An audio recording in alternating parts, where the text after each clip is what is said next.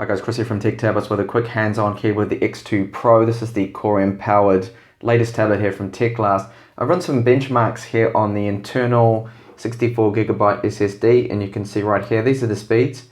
So they're quite good. If you have a look at that 4K write rate there of 72, that's a reasonably good rate there, not bad at all. 17 on the reads, a little bit slow maybe for a full SATA 3 SSD. And that's a M2 type card, so the newer kind of format there, the next generation form factor they used to call it. And this is the USB 3 ports here, so we've got full speeds on the USB 3 port, no problems like the original, the first Cube i7 that didn't actually run at full USB 3 speeds. No issues here with this model. That's my SanDisk Extreme drive that's plugged in there. And the great thing about having the USB ports there, two of them, I have my Logitech receiver wireless one here, so I can use the mouse and use my keyboard and use it as a desktop as well with the HDMI port that's just up here. At the moment, the system is running really good. There's just a couple of things that I wanted to bring up. Sorry, this is also the micro SD card slot, so 30 megabytes maximum read-write speeds there. Just wanted to bring up the fact that although it comes with English, the seller I've found out has actually used a hack on it to get the activation here. They're using some kind of a program that I've just discovered that's called AutoKMS. This is OEM8 is the program, so you can just see along here. Sorry, I've got the text quite small on the screen because I'm actually running the scaling at 100%. You can see they've used that to activate it, so bear that in mind that I don't actually think this model will come with proper full Windows 10 English. So if you are looking to buy one of these, do factor in the fact that you're going to probably need to buy a license, a CD key, probably from eBay or somewhere like that. You can pick them up for around 20 or 30 US, because you're not going to have a legal version. This is not illegally activated. And there also seems to be a virus or something that's on board here, because I've noticed there's a few issues with shortcuts being created on the desktop, pointing to some dodgy Chinese site that looks like there's definitely some sort of thing going on there, which is not too good. I've got no sensitive information on the tablet at the moment, just in case someone's got a kind of Trojan or backdoor on it, which is a bit of a worry. But this is all the sellers doing. Teclast do not ship their tablets out normally. Definitely they don't. No, they don't ship them out at all with Hacktivation and all that. Benchmark wise, I've run Geekbench and 3D Mark. Just show you here. This is the Geekbench score, so 2027 there, very good score, and multi-core score there, again very good. These are very high scores. The performance of the tablet is excellent. I found it's being very fast. The touchscreen as well is very responsive, no problems there. This is the 3D Mark 06 score, which is 5,445, again a very good score, and the 3D Mark 11 score here that I've run of performance 1,118. Again, another super score for a Core M. Now, the consequence of having such good performance on this, it seems to be that Teclast are very lenient on the throttling on the tablet, so it does get incredibly hot. I've seen it get up to about 92 degrees. This is when you're gaming or benchmarking, when you're running both the GPU and the CPU. It gets up to about 92 degrees, which is very hot. That's very close to the TJ max. I think the max temperature is around 95, where the system will shut itself down, or it could be 105 where it'll shut itself down.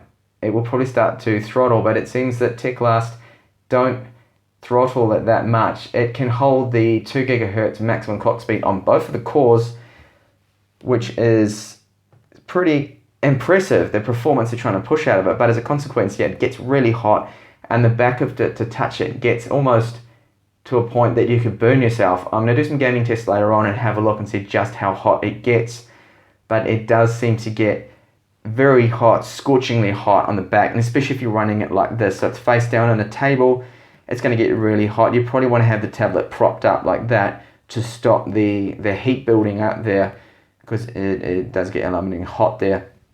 Other things I've noticed on the tablet, that the speakers sound reasonably good. They're not that loud, but I have noticed that the mid-range and the kind of, they've got not really any bass to them, just like typical tablet speakers, but they do sound a lot better than most speakers I have heard. I'll see if I can just turn that up a little bit and run a quick demonstration here. If I just jump into YouTube,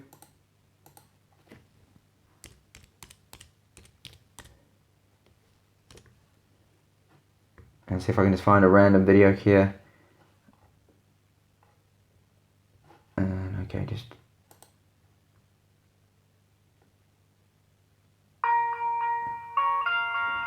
hay un lugar donde cada experiencia es única.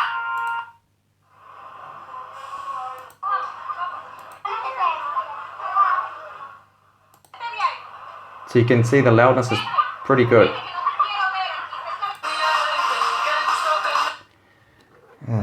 Definitely not my style of music there. That's just what comes up on YouTube because I'm living in Spain there. It's obviously getting the local content there. And yeah, as I mentioned too before, that the touchscreen is very responsive and no problems there with that at all. The keyboard pops up. It's pretty easy to type on and haven't had any issues like that. I do like the fact that it's only 1080p because I noticed that some of those Retina screens, even though they do look very nice and sharp, they tend to bog the system down a little bit when you're running Core M's or Atom CPUs. They do affect the performance there, I've noticed. And it's been really good. So far, performance is excellent there. And this is just my unboxing video here, so I'll just play that quickly and show you what that looks. Hi guys, Chris here from Teclast with an unboxing here of the Teclast ports. Something, full-size port, something that my... And the wireless works excellent. It's picking this up really good.